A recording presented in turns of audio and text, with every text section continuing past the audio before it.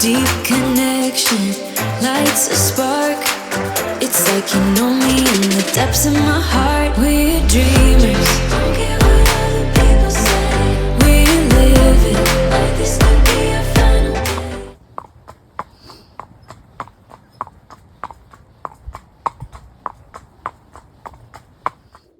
Good morning. Welcome back to the vlog. I'm saying good morning because it's good morning for me. I don't know what time of day it is for you, but whatever time, how you doing?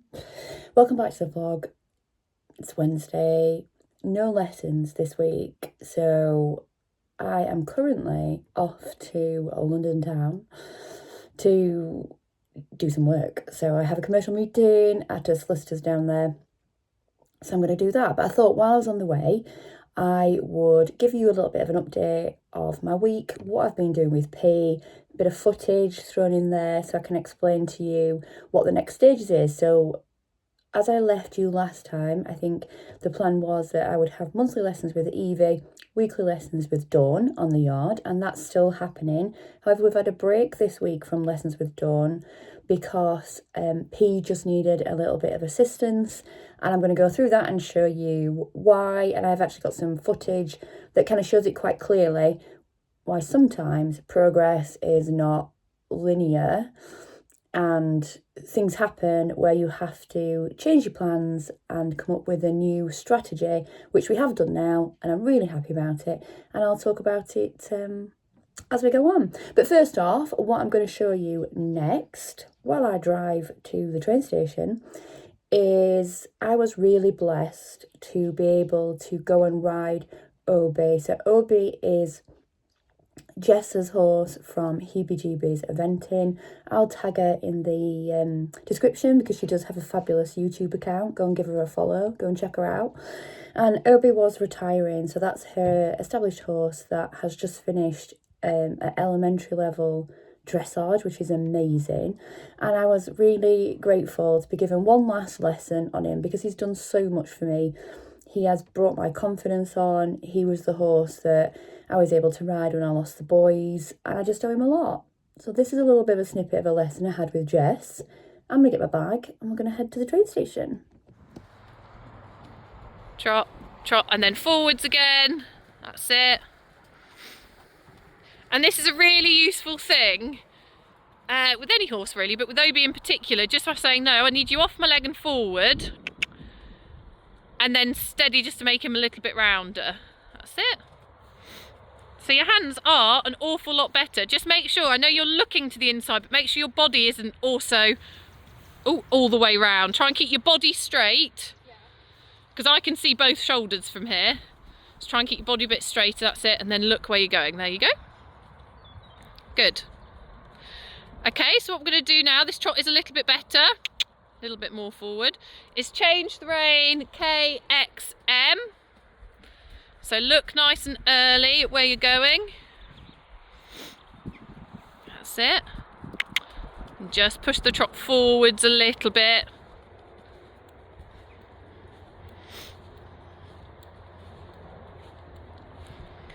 Good. And then come back down here and circle again, bit more trot. Just lift your hands a little bit because you're sort of stifling the trot a little bit. That's it. Good. Bit more trot, bit more trot. Give him a good kick and say, come on, forward. That's better. And so back onto that circle again. So really thinking about the curved line, not being in the track for too long. That's good. So really important, if you can ride an accurate circle, I mean I can't ride an accurate 15-metre circle, but hey, to keep your marks, because you really don't want to lose marks on P at the minute for shapes of things, because that's really within your control. Bit more trot, bit more trot. That's better. Staying on this circle, and let's do the same thing again. So just push him forward for sort of half a circle. Even if it feels a bit hurried, let's just get him moving forward. Bit more. He's like proper looking after you. And then steady again, steady. There you go, and he's just dropped a little bit. That's better. That's better, head position wise. Keep the trot though. Good. Okay, and then let's go. So we're just doing a little bit of lateral work now. So Shelley is just doing some leg yields with Obie. So obviously he did these in his test on Thursday. And Shelley's learning them too. Fabulous! Right, so we're just going to do that once more. So Shelley is also learning how to do these. So it's really helpful to do it on a horse that knows obviously what they're doing. So we're getting nice and straight. She's coming towards me. Then it's inside leg, outside hand, not too much leg bend. Good, good. That was better crossing actually. So although his head was a bit high, I actually preferred that. So so we are now on to counter canter. So Shelley's done it on the other rein, but this is the first time she's ever done some counter canters. So we're starting with some loops. These looking good. One more loop, and then we'll change the rein on the diagonal. Just keep that canter nice and compact. And counter canter for the first time feels very, very weird and horrible. Scene 14, stride 1. Steady, steady, steady, steady. And you're going all the way up to C. So you're riding left canter, left canter, left canter, left canter, left canter, left canter, and then trot. Nice work! I have arrived at Doncaster train station and I'm going to catch the 7:15 down to London. First off, people that kind of use it as a bit of a flex to say they work in London, I cannot relate, because I do not like working in London at all. If I can get out of it, I will. However, sometimes I can't. Just thought I'd clarify that point. No way am I saying, oh, I'm working in London. I hate working in London. Sorry if you're from London. Don't like it. I like my Yorkshire roots. Right, so we've just seen me have a little lesson on Obie. He is now retired. Oh, sad times, but he deserves his retirement. Next, I'm going to show you a little schooling session I had with P, where we was going over some polls and putting in the work that I had learned from Evie the previous weeks. I'm going to go and get my tickets. Here we are putting all the training into practice. I've just popped this on because P used to be terrible to get on. She wouldn't stand, and it's one of my little things that I will work on because I hate to get on a horse that doesn't stand. So I've worked really hard on P and I'm just so proud of her here. And she knows, so I've done it with treats. So basically, she knows that if she stands as a very good girl, then she gets a treat. So here I am just working in, first off, I'm working her on a longish rein and getting her to try and come off my leg. So P can be, as we've looked at in the past, quite behind the leg at times. So Evie and Dawn, to be honest, have given me exercises to, first thing we do when we get into the schooling is we give her a little walk around and a little stretch, but then we start to pick her up and we start to get her, first things, off my leg. So when I'm putting my leg on, she responds. Currently I'm just stretching her out, so I like her to have a bit of a long rein, bit of a stretch round while we're doing this. Before then I'll try and pick her up. So as you see here, I'm just picking her up more into the contact. I am terrible with my reins, and horses are very good at getting the reins to slip out of my fingers. So I'm being very conscious to keep my thumb over the hole. If you haven't seen that, you need to see the Evie vlog where we explain it. So here I'm starting with a halt to walk. So we stop and we kind of get our stuff together, and then I'll give her a kick and say, come on, you need to walk, and she needs to respond from that first kick. If she doesn't, it gets backed up by another one. And then once I'm happy with she's going off the leg in walk to halt to walk, then we move up and do exactly the same thing in the trot. At the moment, when I'm doing the transitions, I'm not really focusing on where the contact is. I am going to have to try and get better at that, because like we say, every transition we should be aiming for a 10, but she's moving off the leg and then I'm gathering it up and getting that contact when I need. Here we go, she's in quite a nice contact there. See the head just rises a little bit, but she is becoming even more quicker now to get it back. As you can see there, she was just a little bit sticky of coming from my leg. So give her a pat, and then there is some poles in the arena set up. And so I decided to take her over the poles in walk and then in trot to just give her a little bit of variety, and also to try and get her lifting those legs and working on that hind, and she did really, really well.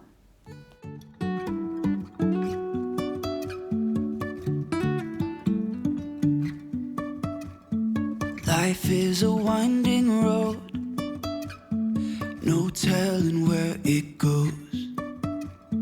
Driving through days and nights, won't stop for traffic lights.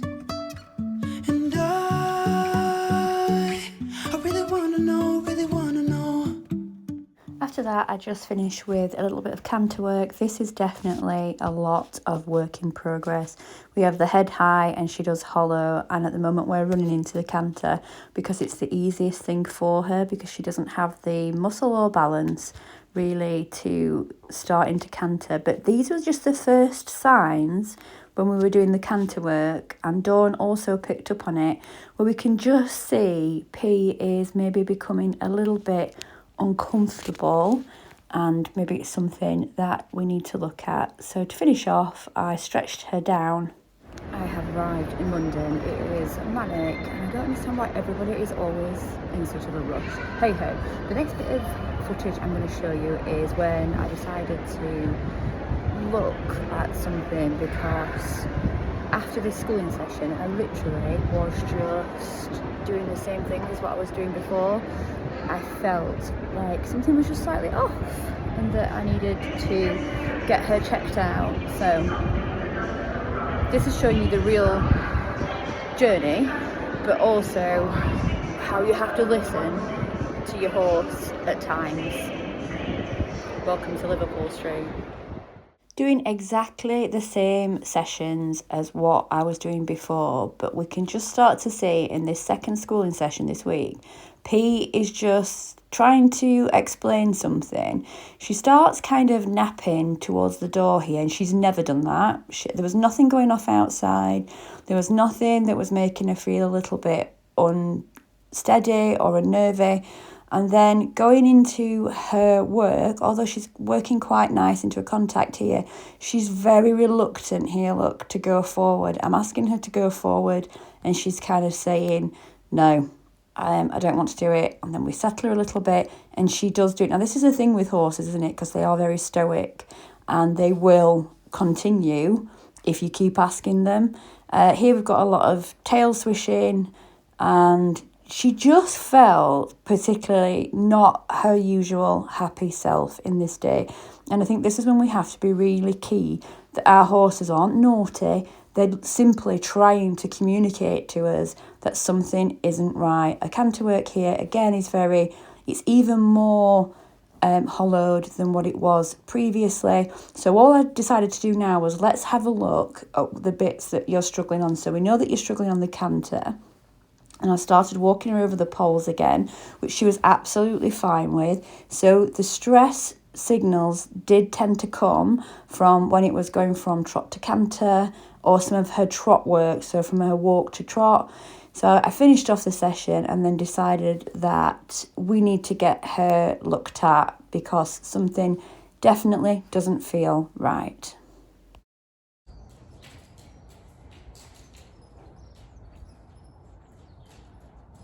London is done, thankfully. I am home. However, I think when I left you, the wheels were just falling off a little bit with P, and I felt like there was something just not right with her.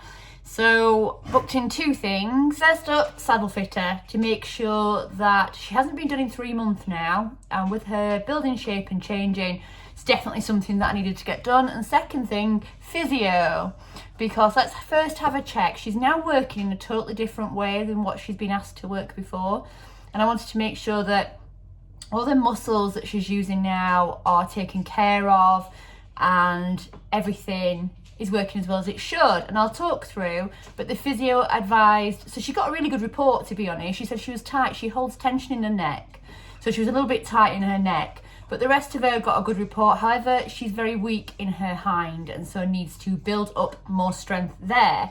So over the next few bits, I will just show you a little bit of stretches and lunge work that we've now got to add into our weekly schedule, along with lots of hacking up hills, walking up hills, and also walk poles. These are the stretches that we're now doing with P 3 times a week minimum. So it's side to side stretches. So these are your very common, what you see, carrot stretches.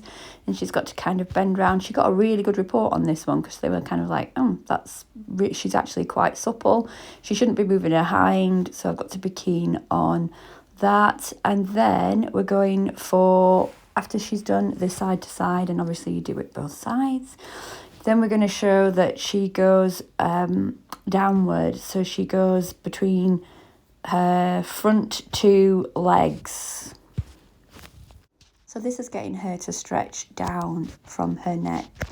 And then when she's done that, I also need to get her to stretch out from her neck. So as I said before, P's main issue was around the base of her neck. And obviously she's working in a totally different way. She's been asked to be held into a contact and she's got to build up that muscle. So we just need to give her these kind of supports. And the physio is coming back every 3 months now to just make sure that she is just happy in herself. I need to set her up so she's in the best possible shape, and also listen to her when she's giving me them signals to say something probably is just a little bit uncomfortable or something's just not right at the moment, and help her support with that. So once she's done the neck stretches, we're also working on the rest of her body as well. So I'm doing front leg stretches here just to stretch her whole body out, just to give her some little bit of relief through that. And I do this on both sides, so it's grabbing the legs and just asking for it to come forward. She's so good with anything like this. I think P really likes the attention, if I'm honest. We've also got her hind end to work through as well. So here I'm doing a figure of 8 with both her hind feet, and then to finally finish off there is tail pulls to try and again build up that muscle in that hind. And I'm willing to put the work in for her just to make sure that everything, she means a lot, so just to make sure everything is in tip top shape. Rug on. Well done, pod. If I will ever figure out where the road goes,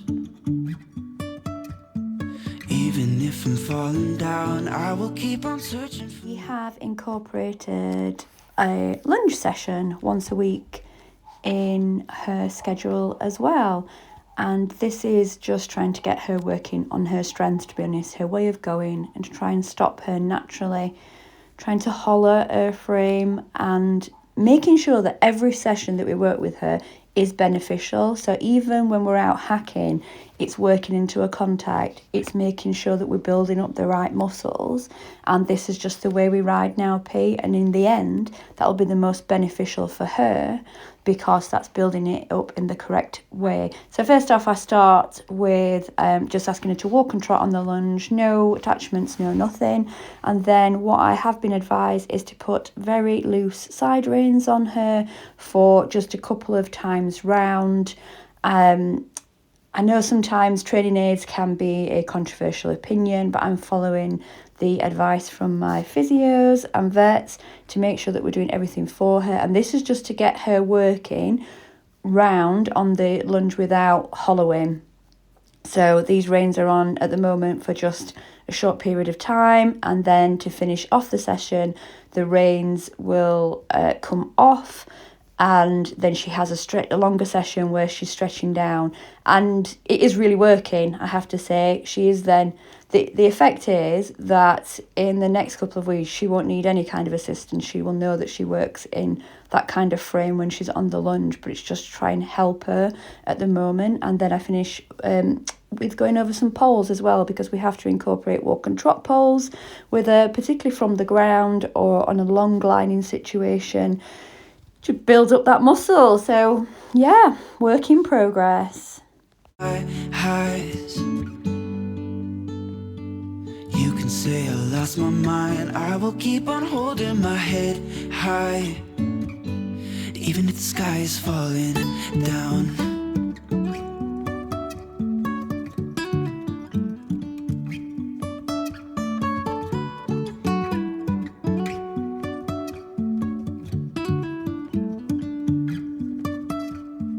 Jumping from cliffs so high, trusting our wings to fly.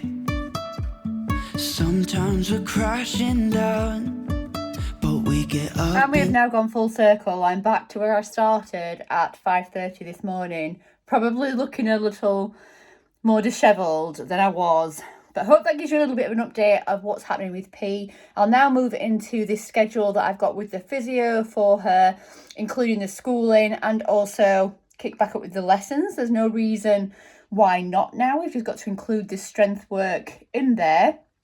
So it's all moving forward. So it's just a little sidestep to make sure that we're including everything that we need to include to make sure she is the best that she can be and that she's happy in her work as well and that she's happy in her soul. So thanks very much for tuning in. Still lots of hacking I'm doing. And I'll see ya next week. There's a lesson coming up with Evie soon too.